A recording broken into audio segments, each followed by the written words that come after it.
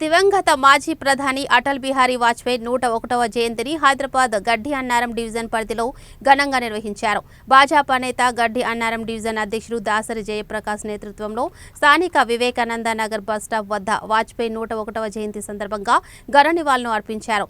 ఈ కార్యక్రమానికి గడ్డి అన్నారం డివిజన్ కార్పొరేటర్ బద్దం ప్రేమ్ మహేశ్వర్ రెడ్డి ముఖ్య అతిథిగా పాల్గొని జీహెచ్ఎంసీ పారిశుద్ధ్య సిబ్బందికి స్వెటర్స్ పంపిణీ చేశారు. ఈ సందర్భంగా కార్పొరేటర్ ప్రేమ్ మహేశ్వర్ రెడ్డి మాట్లాడుతూ అటల్ జీ ఒక అసాధారణ నాయకుడని, దార్శనికుడని, దేశాన్ని ఐక్యంగా నడిపించిన మహానాయకుడని కొనియాడారు.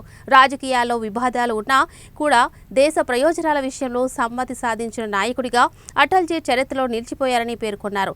అటల్ జీ ఆశయాలను ప్రజల్లోకి తీసుకెళ్లడమే ఆయనకు నిజమైన నివాళి అని అన్నారు. ఈ కార్యక్రమంలో స్థానిక నేతలు, డివిజన్ ప్రజలు తదితరులు పాల్గొన్నారు. భారత రాజ్యాంగం కల్పించిన హక్కులు ప్రజలకు చెందడానికి కోసం పరిపాలన హక్కు ఒక కుటుంబానికి కాదు, భారతదేశంలో చాయ్ వాలా కూడా భారత ప్రధాని అవుతాడని నిరూపించడానికి భారతీయ జనతా పార్టీ ఎజెండా అని మనం గుర్తుపెట్టుకోవాలి. వాజ్పేయి గారి జీవితం అది తెరిచిన ఒక చరిత్ర పుస్తకం. నా బతుకు నేను బతకగలుగుతా, నా సంసారాన్ని నేను చేసుకోగలుగుతా, నా ఆస్తుల్ని నేను కూడబెట్టగలుగుతా, కానీ ఈ దేశం కోసం జరిగిన త్యాగాలను పునర్నిర్మించాలి అనంటే ఈ దేశం త్యాగాల దేశం.